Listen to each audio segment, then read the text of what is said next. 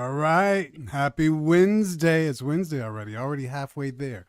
We are back. Digital Marketing Network, Mickey Black, Jennifer J.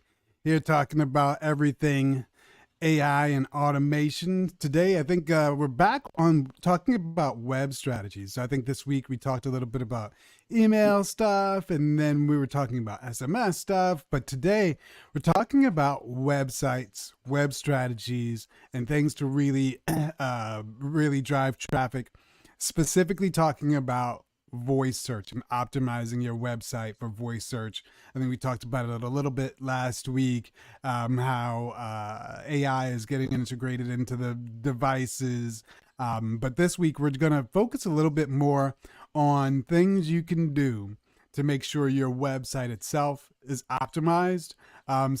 Jennifer J, is your website you optimized for voice search? Absolutely not. No, So, I am not. okay.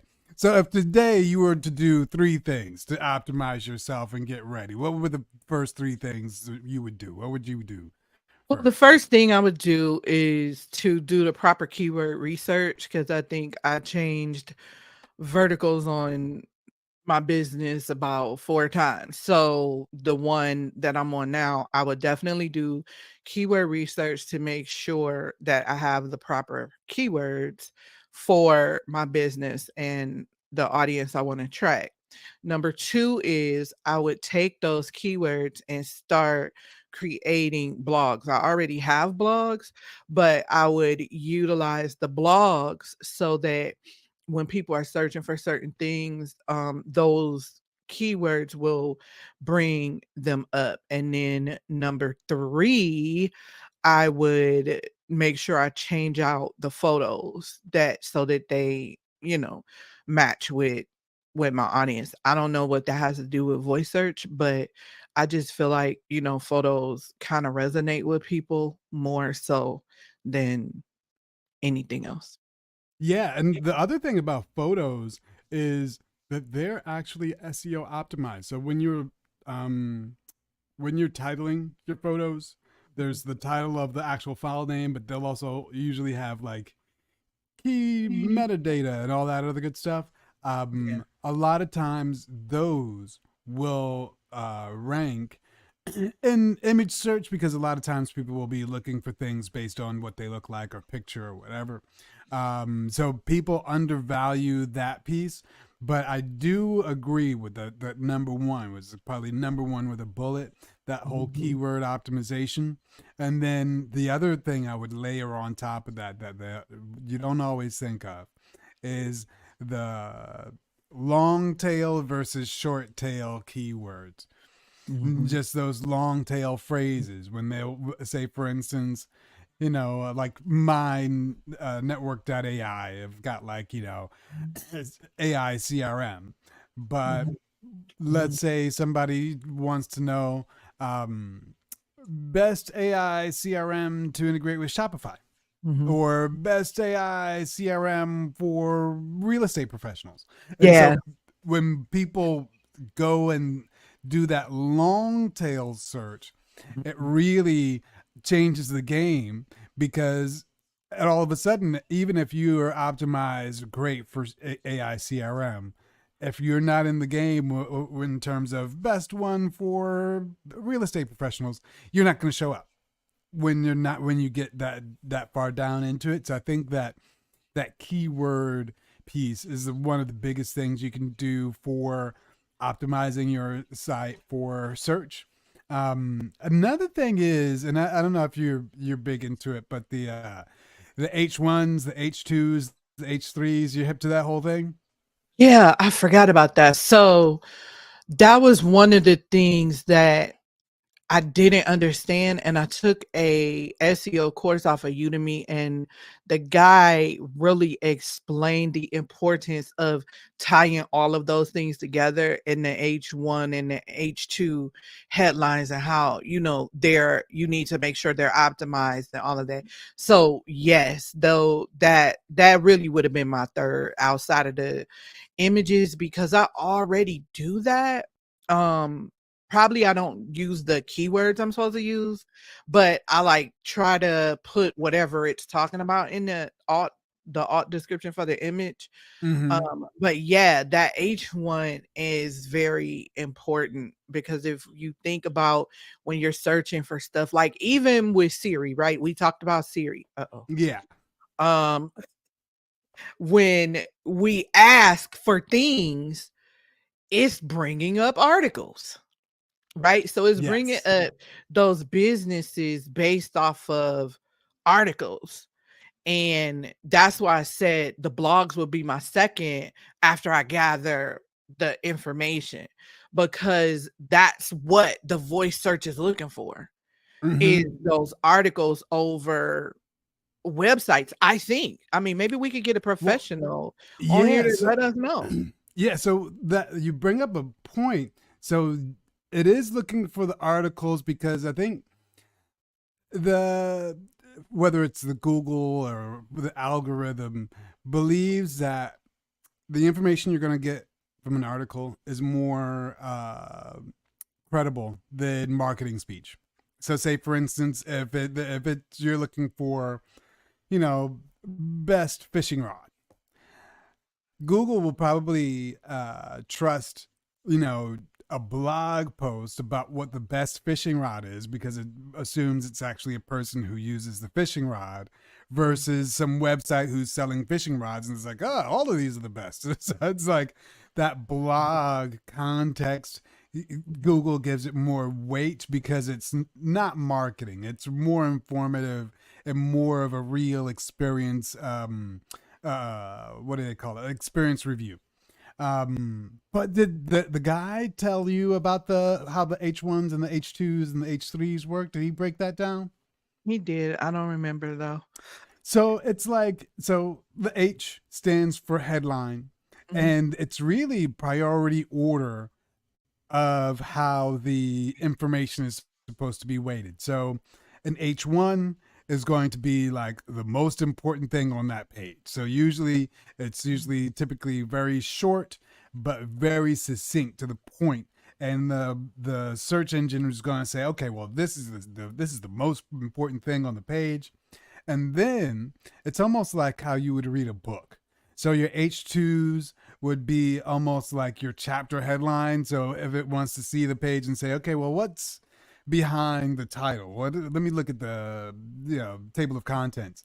It'll look at those H2s to say, okay, well, these are the secondary things and they might be related or whatever. And then H3s and everything below that will be more like highlighted information. It's like not necessarily the whole point, but very germane or very relevant to the topic. So it'll kind of look at those. But when it's looking at it, it's almost like how a person would read a book and just look at the table of contents. That's how Google is looking at the H1s and H2s. Just like, okay, what is most important? What does this have? And then if it, checks all the boxes, it'll send people there. Got you. Got Yeah. you. That is a very great explanation. Thank you for that, Mickey. No worries. Yeah, yeah. And then behind that, one of the things I heard somebody talk about specifically in being prepared for search or voice search, and it actually is important in regular search as well, but FAQs. And I think we talked about this last week because that's how, and it's actually even more important now because that's how the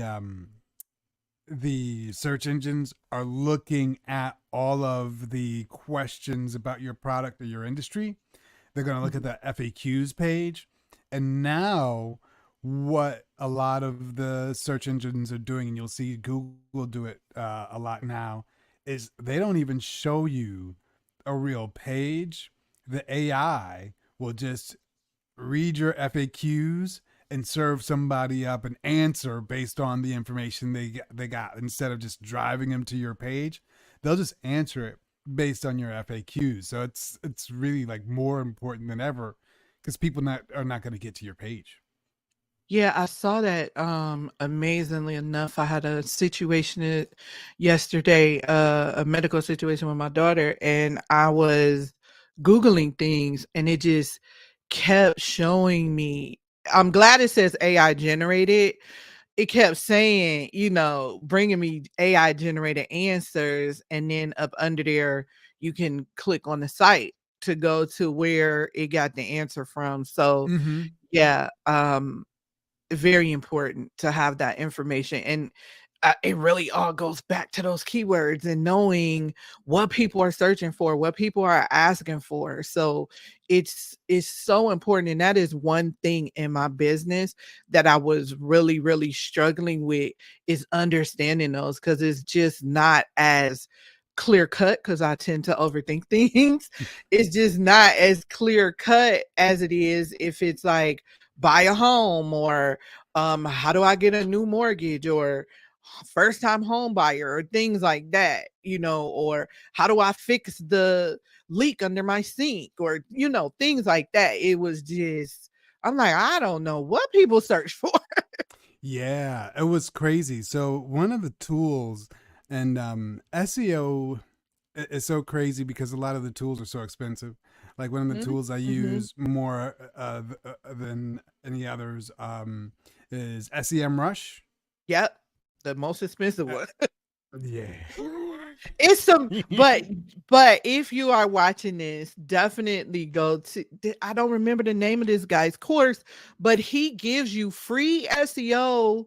I think SEO Shake was one of them, because now I got all these SEO tools embedded on my Chrome, but he gives you free resources and paid resources on what you can use. And of course, using Google Keyword Planner was one of them, and Yeah. just using it kind of like bootlegged with the combination of the free tools to get that one result you would most likely get by just paying for SEMrush. Yeah. Yeah. So Yeah. it's SEMrush. Yeah. Yeah. So that one, like SEMrush is probably my favorite, but it's also the most expensive. Most expensive. But yeah, there's SEO Shake. I know so I have a number of WordPress sites, and I think there's you ever hear of, I think it's Yoast. yes, yeah, Yoast plugin for WordPress. Yeah, that one's been super big for me. Yeah, I would say between SEMrush and Yoast, those are the two biggest. Yoast makes it easy because you can see it right there in the dashboard when you're typing in and you're doing your article authoring. You can kind of update it there. But that SEO is a big piece. It's a big piece of the performance that you're going to see. Yeah, I think people don't. I've heard people say SEO doesn't work and SEO is not important, and that's just really, really not true. It's just really some bad information being given by people who may not understand how these systems work. This is systematic thinking, and you have to understand that when you say, "Hey Siri, find me an electrician near me," uh-oh. No, they need a, what is the turn off for that thing? No, I be yelling at mine. No, no, no.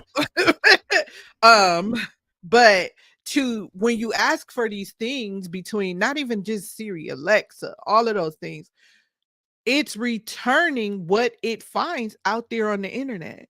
So if you don't have those specific parameters or keywords in your content, even content, even in your content, if you don't have them in your content, your website, your digital presence, you're not going to come up, you're not going to exist. And more people are utilizing their phone to search for things. if Hmm. if I don't make anybody feel bad with this, then I don't know what type of business you're doing. My 95-year-old mother uses Alexa voice search. I don't even know how to use it as well as she does. I get mad at the TV when it don't move to where I want it to move. But she uses Alexa. I've seen TikToks of little kids saying, "Alexa, play this song," blah blah Yep. blah. I was like, wow. It is really getting to be huge for voice search. Yeah, if your business isn't there, it's like it's like it's the '90s and your business isn't on the internet. Like if your Exactly. business isn't present and doesn't have reading to this whole voice activated ecosystem, you're gonna get left behind because nobody's doing that. Like, oh, I'm gonna type and go to this website. That's not happening anymore. It's Yeah, a new it's day. like the distinction of the phone book. Yeah, Like the phone books are exactly. gone. So your business is still on that AOL startup, which remember that you couldn't use the phone. Yeah. That's where your business is. I'm gonna do a TikTok about that. I'm gonna With find the me a modem, with the TikTok. dial-up. Yes, yes. My kids were just talking about that, telling my daughter and my youngest daughter, and she was like, "What? What is that?" They were like, "Yeah, we couldn't even use the phone, and we used to No. argue like, get off the internet. I want to talk on the phone." So yeah, Yeah, man.